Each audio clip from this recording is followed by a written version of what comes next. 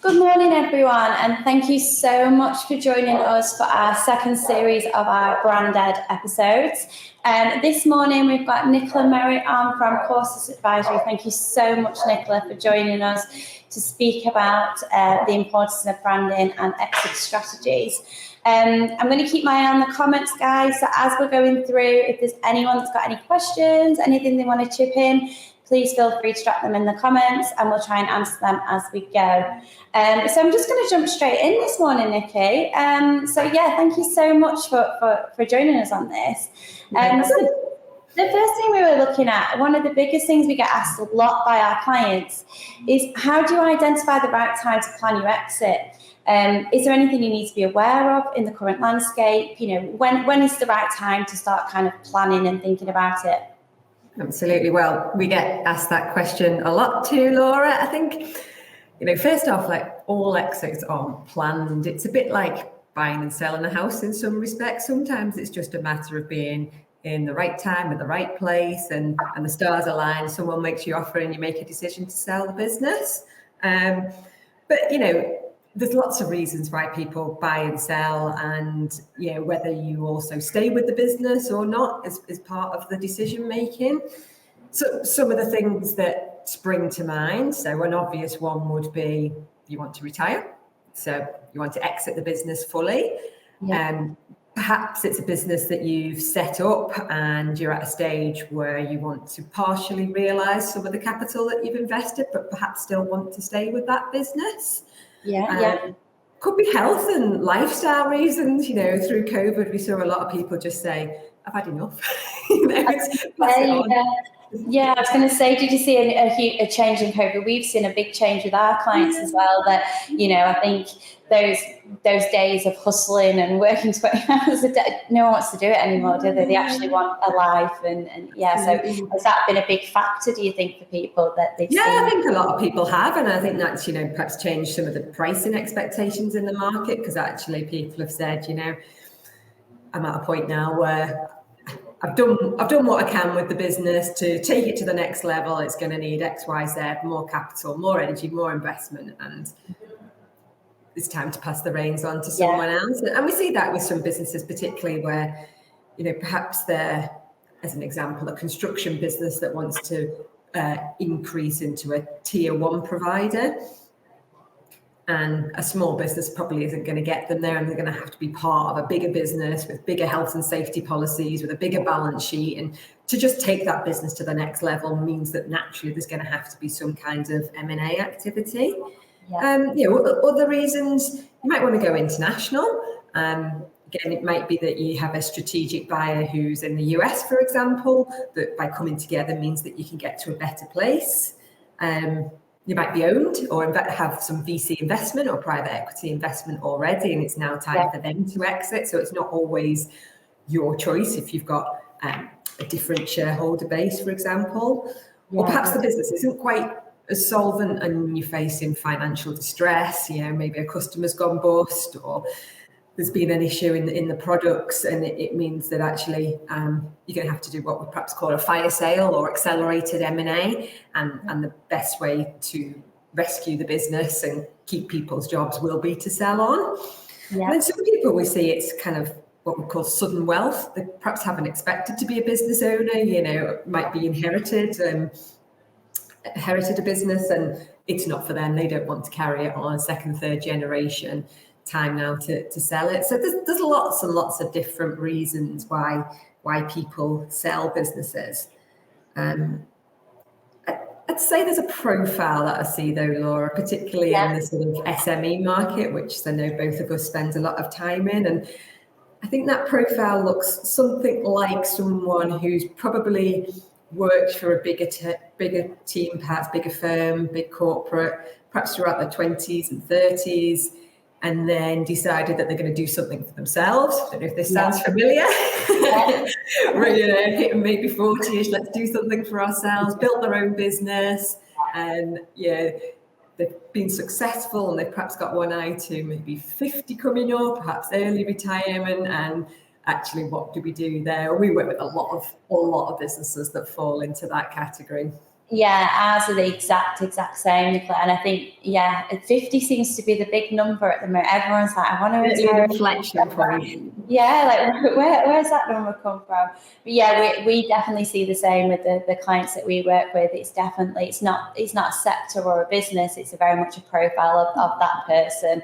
And I think probably more and more that people are becoming aware that you can sell a business. It's not something that you just build and it's a lifestyle and that, then where's my retirement? You can actually look at selling it and get some value out of that if you don't want to pass that on future generations or down the line. So yeah, it's interesting how it started to become a lot more on people's radars, and it's become something that is available to them, and it's not just for big business. It's not just for big corporates doing these kind of M&A deals.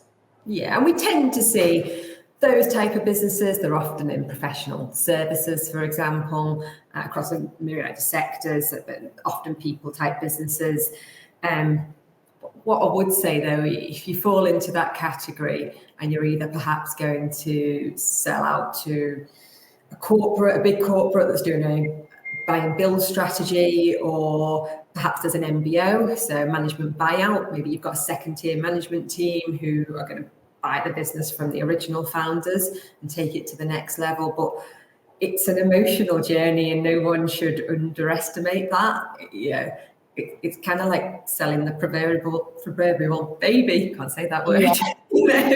It's something that you put your heart and soul into, and it's got more DNA going through it, and it's going to be a hard position to get to. We all grow it, we'll sell the business when it comes to it. I know we've spoken in the past, Nicola, about with some of our clients and some of yours, of something that you refer to as a buy and build strategy. I think that'd be really interesting to kind of go into that in a little bit more detail. Yeah, absolutely. Well, probably if we looked at the mergers and acquisitions market, say in business sale sizes that are under about 100 million, so the SME end, the lower end of transaction values, and the majority of those will sit somewhere between 3 and 50 million in terms of the value. If we looked at what's happening in that area, then over the last few years, about 75% of all mergers and acquisitions that have been done in the UK are what we would call a bolt-on acquisition as part of a buy and build. And what that would mean, Laura, is, for example, I have a corporate client that I work with called RSK, who's a very big environmental consultant, and they're seeking to make lots of acquisitions to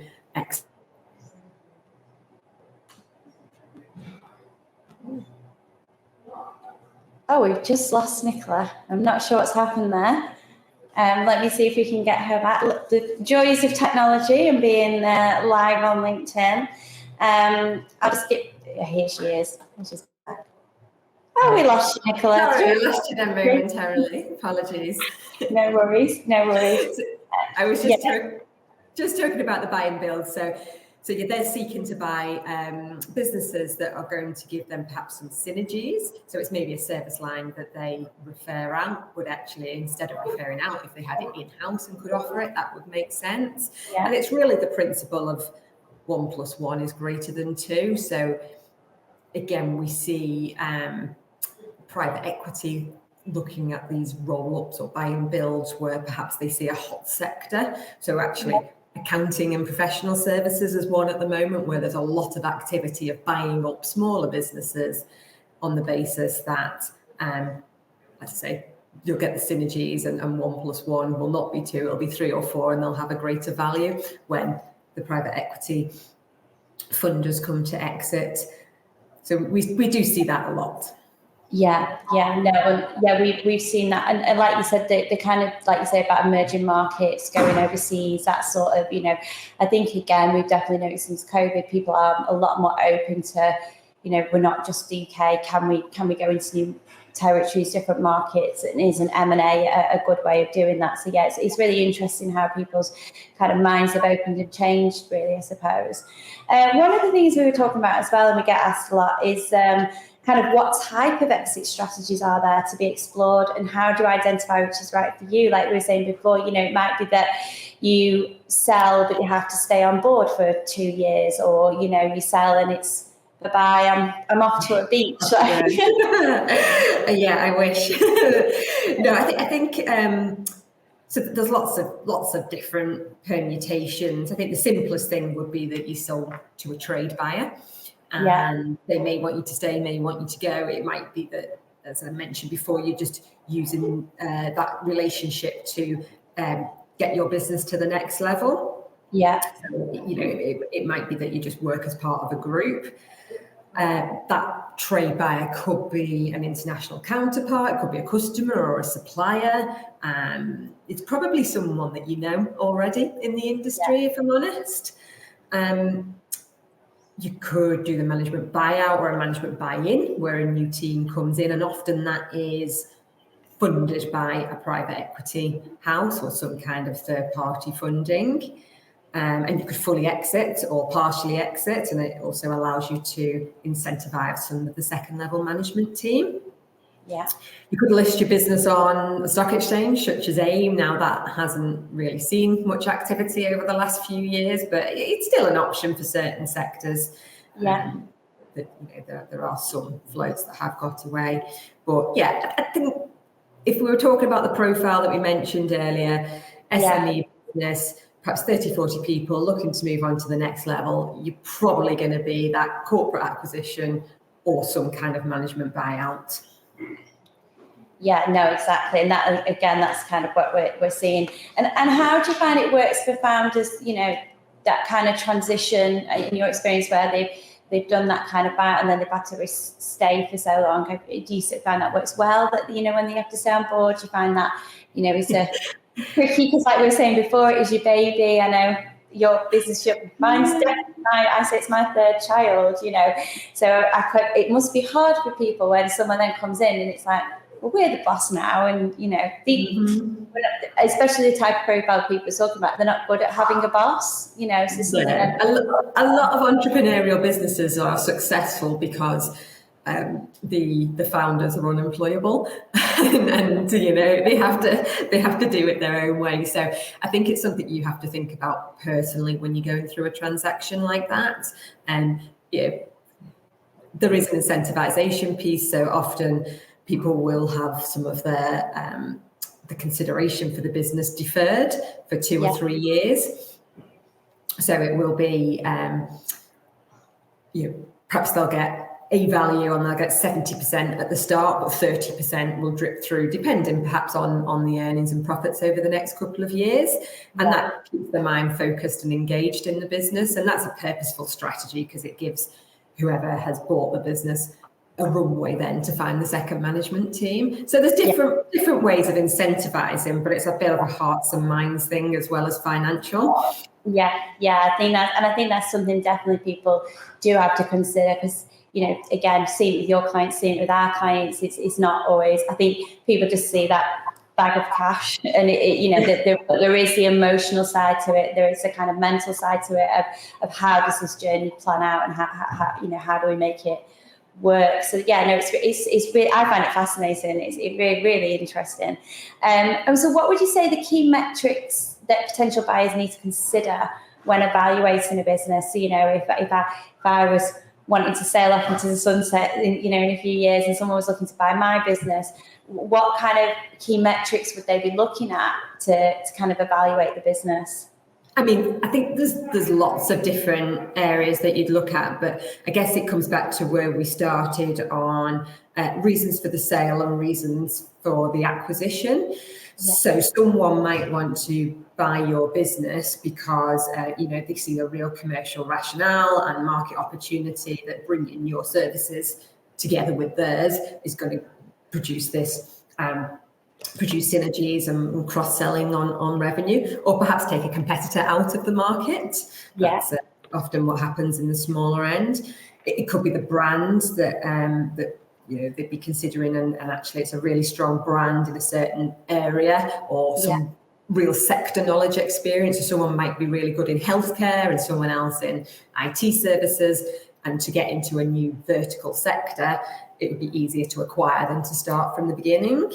Yeah. So quality products and services as well. buying up heritage brands, for example, we've seen quite a lot of in recent years, both in consumer and in commercial industry. It might be the customer base. It might be that you want to start selling into a certain customer and you know that they have particular strong relationships with an individual customer. Yeah. So supplier agreements as well. Maybe you're selling a product and the business that you're looking to acquire has a really good commercial supply agreement with a producer in the US, and you know that they've got exclusivity on that supply agreement. So the only way for you to get advantage of their prices, etc., is to buy this business. So that's one that we see. Thinking about competition issues as you go through all those things, obviously. You'd also be looking at legal claims as well. So a buyer would be thinking, is there anything in this business that puts me off? You know, is there any legal claims, anything outstanding, any employee claims, any commercial disputes? So all those things are areas that a purchaser would be considering in their reason to buy. And then I guess on the financial side, which is what I do, is my bread and butter and what Courses advises on, then there's a myriad of key metrics, and again, depending on the sector you're in. So I'd say probably first off is understanding the profits of the business and if they are what we would call maintainable profits. Yeah. So coming back to where we talked about COVID earlier, we saw a lot of businesses that had actually a spike in activity in COVID, particularly consumer and online, home improvements, for example, where customers have more to spend. So actually there was knock-on impacts that were positive. If you remember trying to get hold of any tradespeople during the COVID period, it was a nightmare. Hot tub, no chance. But then those that demand sort of come off a little bit as people have gone back to spending on holidays, for example. So it's trying to look at, well, is there a steady level of recurring profits? And then what's the potential for future growth as well? Is the company just about to launch a new product and it's going to go, completely sky high sales?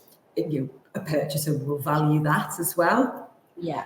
I think something that we see quite frequently, and it's hard for some businesses like ourselves to articulate, is a concept of recurring income. So that is... We've lost your video. You've disappeared on us. Technology's not like our friend today, is it? Oh, we've lost her again.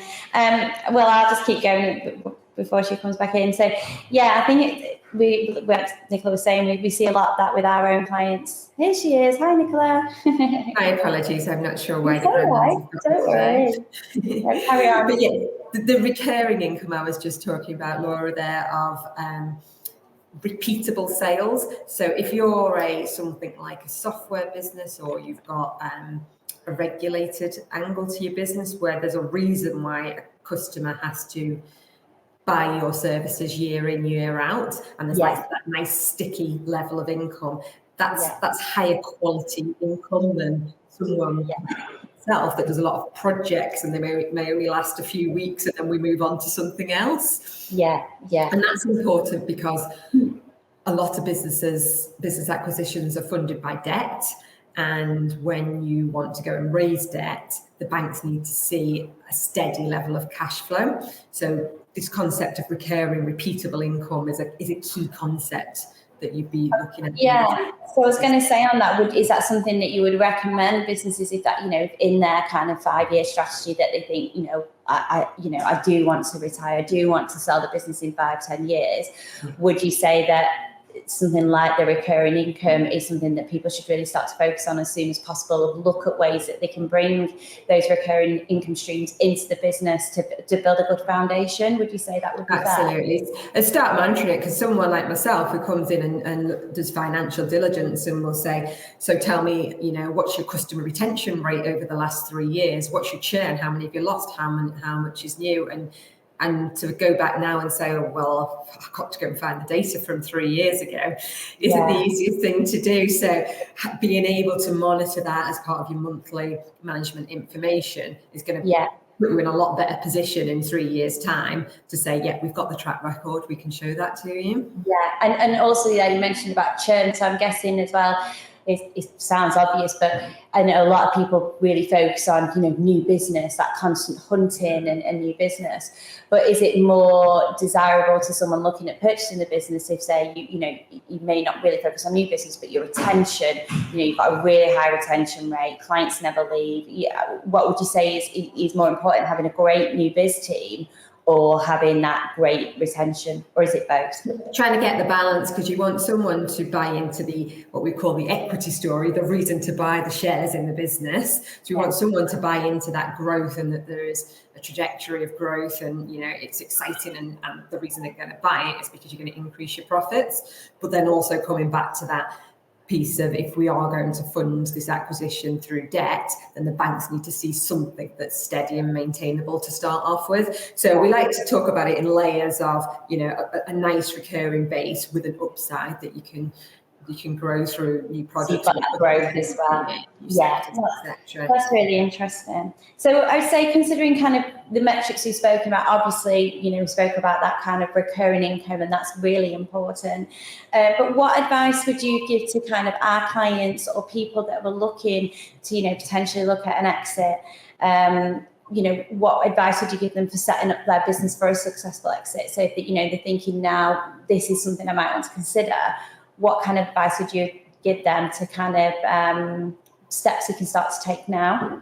Yeah, I think, we're all very focused on what's happening today, tomorrow, and we don't spend much time reflecting and analysing the results from last month, the month before, when we're in smaller businesses and we know there's cash in the bank and we just keep going. Well, actually, when you come to sell a business and you go through a diligence process, they're going to really want to understand that 3-year track record as a minimum that I talked about. So having monthly management information that can be monitored, tracked, measured against well in advance of a sale, I think that is key.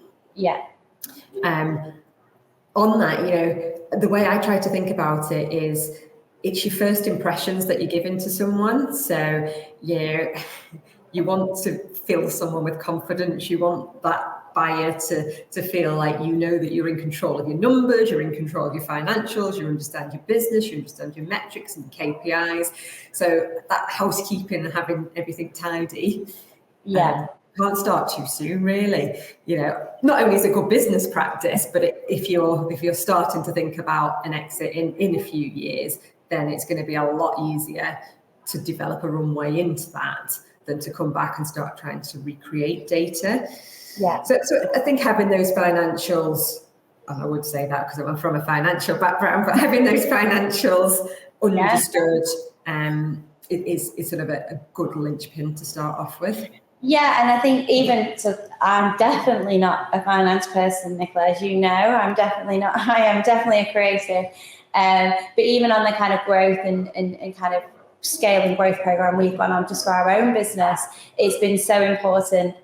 Just knowing your numbers, knowing your financials, it makes a big difference. So I think, definitely having that really clear and starting to see the trends in the data. It is, I've become an absolute data geek. I absolutely love it. It's really, and I think people, especially if you have set up a business that, it's something that you're really good at, but you're not necessarily a business person, have it, those kind of, like you say, that housekeeping nailed is so important, kind of future growth and, potential sales. And even if it's not your wheelhouse, there's plenty of accountancy businesses out there that can help you start to put those processes in place. Yeah, no, 100%. Yeah, definitely. So obviously, it kind of be remiss of me not to mention brand, obviously, what we do. How do you feel that kind of brand plays a part in this? I know we speak, it's usually really important for the professional services sector, and that's a lot that we work with, where businesses are very much saying we want to sell in 5 years, 10 years, hence our conversation. So we can go in and we'll look at the brand and get all that, like you say, from a finance point of view, getting your housekeeping sorted, almost getting your housekeeping sorted for your brand. How important, from your point of view, in seeing, doing these deals on a daily basis, do you feel that brand is to the business? Yeah, well, I think, as you mentioned there, professional services, it's key, but it does go across, products, manufacturing, commercial services. For me, it's being able to articulate what you're selling, and that hangs around the brand. I think of the brand as the reason why you sell work and sell products. People are coming to buy your brand. It's the reason why people come to work for you. It's the culture of the brand. It's what it stands for, what it means. I think having that sort of a brand that's really understood in the market. So that brand means quality, or that brand means cost effectiveness, or that brand means high service levels. Being able to make sure that that is instilled in the brand, it's in the DNA, it's evident in all your internal and external conversations. And we've talked about tone of voice on those communications, and making sure it's strong and consistent. And I think if that can permeate through your product, your actions, your team, your communications, then, it's more than just a logo, isn't it? Oh, 100%. Yeah. And this is what we kind of speak about daily to the clients. And I think it is very much is people understanding that having that solid brand, having that consistent look and feel, messaging, like I say, it's not just something you put out there. It helps with, recruitment. Everybody I speak to in businesses at the moment is really struggling to recruit staff. There's a massive labour shortage at the moment, but having something like the strong brand, it helps you recruit. People buy into the culture. How much do you think it affects the actual value? So when you're coming to kind of look at doing that deal, and you're like, we're done, I'm selling, however that looks, do you feel that it adds value? Is it something that would add, if you do have a really strong brand with strong brand recognition and loyalty, would that add? I'm not saying it's going to add a zero to the deal, but is it going to add value from an actual physical, sense? Yeah, I do believe it does, and particularly in professional services, that brand has a meaning in its respective market. It'll have a following in the sense of its customers, its stakeholders, people that refer into it. So yeah, it absolutely has a implication on value that you've got a strong brand within your sector that you work within. Oh, have we lost you again, Nicola? Yes, we have. Oh, loving technology today. Let's just wait till she pops back on.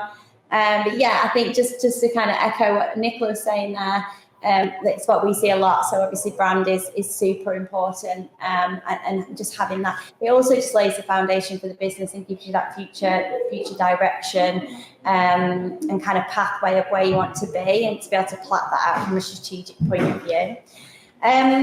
So obviously, Nicola, we've kind of gone through all those different other bits.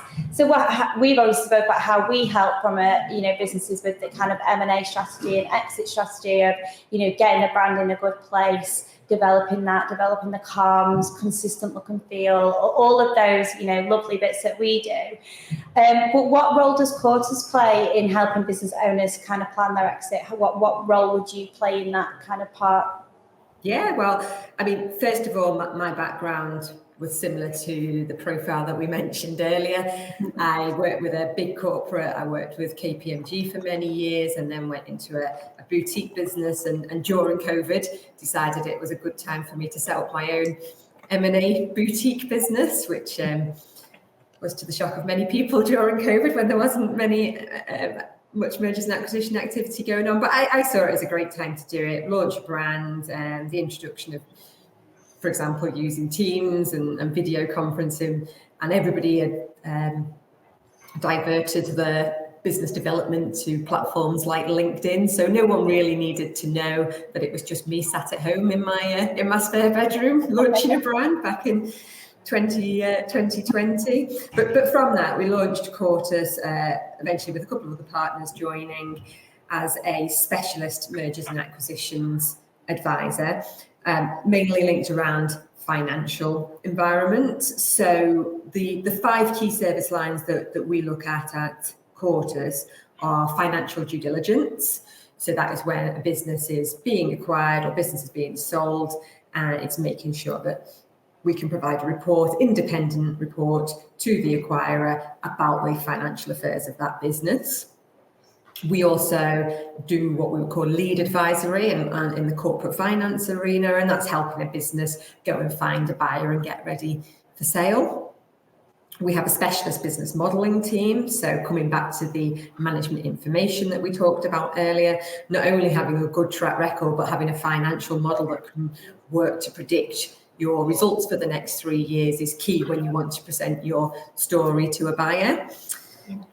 We have a team that works on turnaround and transformations, so businesses that may be at different stages in their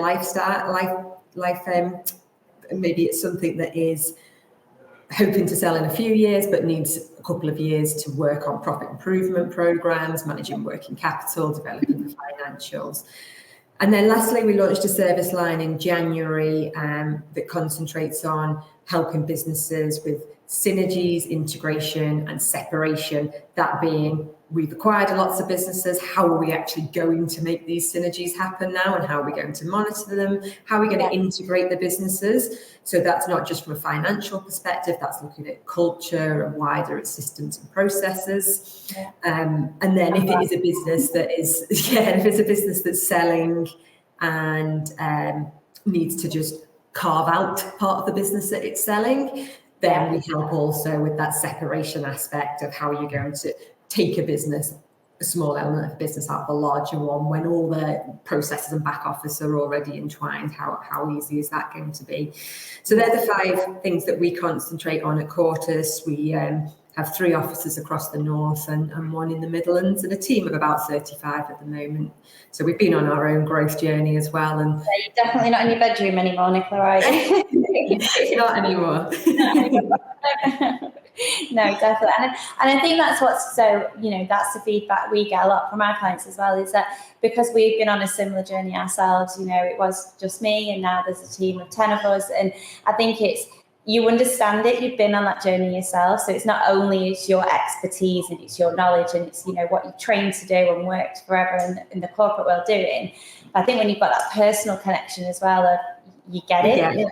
You just get it, that, you get that you're working till 2 a.m, or you can't sleep, or you go on holiday and you're doing an email, you just and I think that's what makes it really relatable to clients, and you're on that kind of journey together almost. It's really interesting.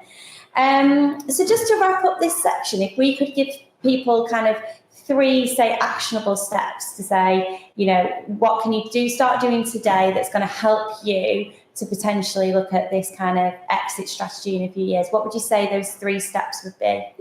I think first off, it's never too early to start planning. So all those good things we talked about, management information, starting to understand your metrics, KPIs, what the exit strategy might be for yourself, what the story might be for an investor. It's just never too early to start prepping for that. So if an exit is your end goal, perhaps start with the end in mind and what that might look like.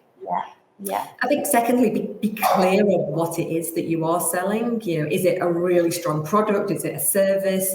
Is it the customer book? So making sure you understand what it will be that you want to sell in the future.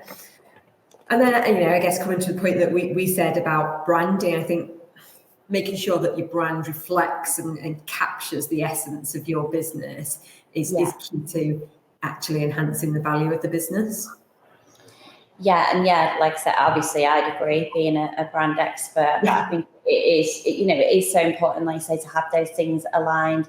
And I think the thing about, it's never too early to start preparing.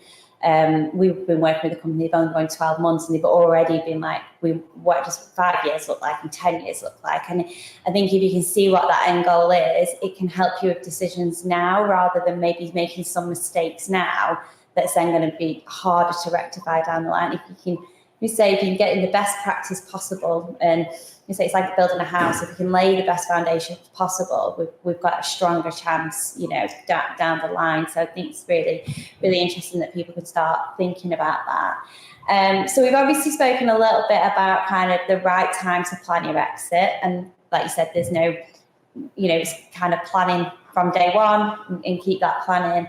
But is there anything you think that people need to be aware of in the current landscape of things that are happening? So anything that people need to kind of have on the radar? Yeah, well, a couple of years ago, we thought there was going to be changes in capital gains tax, and that caused a flurry of M&A activity in the market. Those changes never actually came to fruition in the end. But, we're walking into an election in the UK, election in the US. We don't know. Let's say that the likelihood is there'll be a change of government. So I think keeping one eye to taxation will be something to look at and consider if you're wanting to sell your business. Yeah. I think the interest rate environment as well. Obviously, this last year, interest rates have caused a knock-on, inflation and interest rates combined have caused a knock-on impact into the markets, and overall the M&A market was significantly down. Hopefully that steadies a little bit this year, but be mindful of, yes, you might have a good product, good business that you want to sell, but it might not be the right time for the buyer just yet if they're taking out funding, etc., from the banks. Yeah, no, and like I say, I think that the political landscape at the moment is a huge one, isn't it? Because people just don't know what's happening. We don't know what that's looking like, and yeah, I think it's going to be an interesting 2024. I think for people, isn't it? To see what happens. So we've obviously discussed about kind of metrics and people things to consider when evaluating a business. So that's so helpful. I think that's going to really help people to know to start planning from day one. Look at things like kind of the recurring revenue streams. How can you start to build that more? Having that really strong, solid brand, knowing your financials. I think those, for me, if I was listening, would be the 4 kind of takeaway things. And then obviously using experts like yourself to have that conversation and that consultation with. And do you offer that sort of consultation, Nicola, if it was someone that said, I maybe want to do this in 5 years, do you offer like one-off consultations? How would that work if someone saw them? Absolutely. Love to work with them. She's gone. Oh, it's not my day today. It's not my day today, guys. I promise on our next episode that we were running, we'll have hopefully some better tech, but there we go. I was just cut off in my prime then, wasn't I? But yeah, absolutely. We do what we do because we love working and helping businesses and being on the journey with people. So it's also never too early to start talking to advisors. At Quartus, we advised on about 50 deals last year, and personally, I've been involved in about 200 transactions over the last 20 years. I've got 8 partners and directors. Equally, they've been involved in hundreds of transactions. So, we've seen it from lots of different angles, from great big deals. For example, I was looking at helping a business buy Sainsbury's back 10 years or so ago, working on international deals, to smaller businesses where we now as a boutique tend to focus on sort of that 3 to 50 million deal size. But yeah, it's never too early to start speaking about it. No, that's great. Well, thank you so much for your time today, Nicola. Really appreciate it. And like I said, I think my key takeaways from that are it's never too early to start prepping. So, even if you're starting about setting up a business, starting thinking about how you're going to exit as well, almost at the same time. I think that those 2 things should be going hand in hand. Make sure you're really clear on what you're selling and what the opportunity is for a buyer. I think like we're saying, because it is people's like babies, it's something that they love. You're so kind of granular in it, you can't see what the opportunity. Obviously, you think it's going to be amazing. This is amazing, but what is it? Put yourself in the buyer's shoes. What are they buying into? What's interesting for them? I think obviously, like you said, the recurring revenue is huge, and that's really interesting to kind of see how people are looking at it and knowing that these are things important. And then, it'd be remiss of me not to mention, obviously, make sure your branding is absolutely perfect and nailed, and make sure you've got that really consistent branding across the board, that will ultimately become a valuable asset when you look to sell. So thank you so much. I'm just going to check on the comments if anyone has got any questions. I'll just have a quick look now. I'll just give it a minute. I can't see anything coming through. Let me just check. Nothing coming through, but yeah, thank you so much, everyone, for listening today. Sorry about the technical issues, just what you typical Thursday morning here for us. But feel free to get in touch with either myself or Nicola. You're more than welcome to reach out to us on LinkedIn if you want to have any advice, or just dig a little bit deeper on any of the topics we've covered. We'll obviously be following this up with everyone registered with a replay, so you can watch it in your own time as well. But yeah, thank you so much for watching, and feel free to get in touch if you need any advice on planning your exit strategy. Nicola and her team are the best people to speak to for that, and obviously get in touch with us if you want to look at your brand. So thank you so much, everyone. Have a lovely afternoon.